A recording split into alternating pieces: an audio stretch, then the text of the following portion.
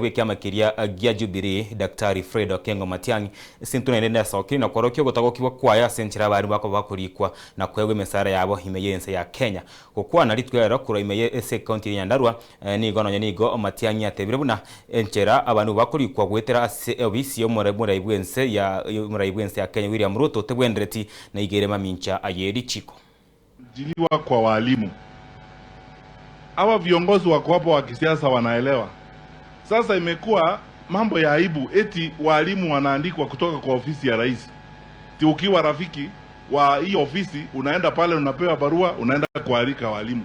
Sasa kama Wanjiku Muya yeye kualika walimu hawezi kuandika walimu.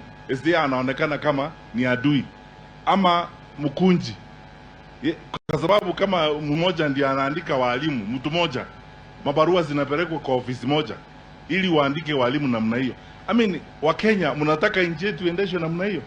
Hapana. Mtoto kutoka hapa Njabini ako na haki ku apply aende aandikwe kuwa mwalimu. Na mambo haya ya ufisadi kwa serikali ambayo inajulikana. Tunaelewa, tunataka viongozi wetu wa kitaifa wajue hivi.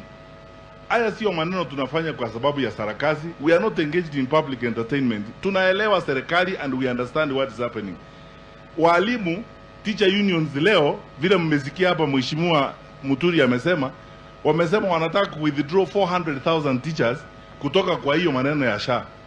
Ukiangalia budget line, insurance cover ya walimu ni 17 billion. Na vile ilifanywa, wale ambao walipewa hiyo kandarasi kufanya ni makampuni ya wakubwa wawili kwa serikali hii wa kitaifa.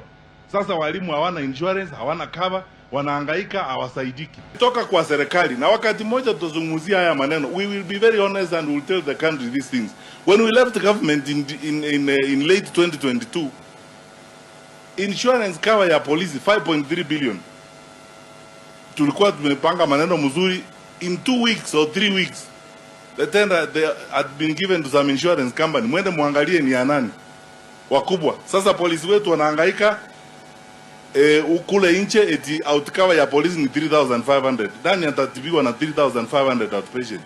Sasa polisi wanalia huko, walimu wanalia huko. Huo ndio uongozi.